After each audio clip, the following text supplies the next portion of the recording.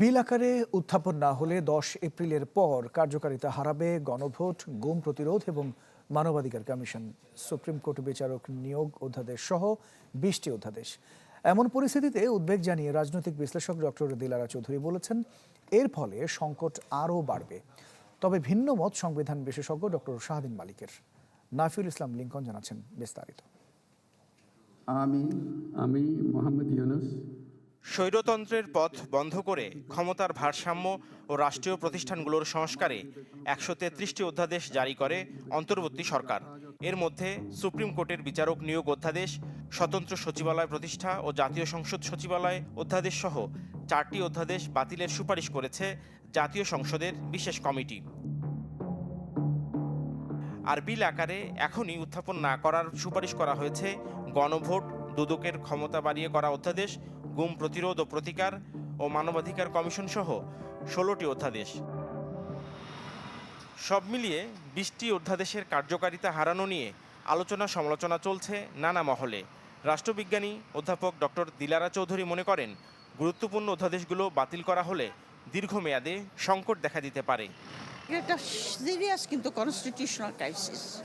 তাহলে কি এই সংসদ কি রিজলভ হয়ে যাবে? আবার কি আমাদের ইলেকশন করতে হবে? এই জাতীয় নানা আপনার কনস্টিটিউশনাল কোশ্চেন এবং তার ইন্টারপ্রিটেশন দরকার হবে। উদ্দেশ্যটা তো আমি বুঝতে পারছি না, কিন্তু যেরকম মনে হয় যে তারা যেন একটা ক্রাইসিস তৈরি করতে চাচ্ছে। মানে বাংলাদেশে রাস্তায় লোকে যাবে, আবার মারামারি হবে, পুলিশ আবার গুলি করবে, সেটা নিয়ে মানুষ আবার নিয়ে ব্যস্ত হয়ে যাবে। এই সুযোগে তারা সরকার চালাবে। সেই সরকার কেমন হবে আপনিও জানেন, আমিও জানি। জনগণের কোনো রকম কোনো আশা আকাঙ্ক্ষার পূরণ হবে না। বাংলাদেশ নতুন বাংলাদেশ চাই, আমরা আবার সেই ফ্যাসিজমে যেতে চাই না। তবে অন্তর্বর্তী সরকারের অধ্যাদেশ কার্যকর নিয়ে ভিন্নমত আছে কারো কারো। সংবিধান বিশেষজ্ঞ ডক্টর শাহদিন মালিকের মতে, অধ্যাদেশের মাধ্যমে আইন হলে কার্যকারিতা হারাবে সংসদ। অধ্যাদেশের মাধ্যমে যদি আইন হয় তাহলে তো আমরা বলছি তাহলে সংসদের প্রয়োজনীয়তা কি? তো আমরা এখন সংসদ ছাড়া একটা গণতন্ত্রের যুগে প্রবেশ করছি। এটা আমরা বাঙালি গণতন্ত্রের চর্চায় একটা নতুন অবদান রাখার চেষ্টা করছি।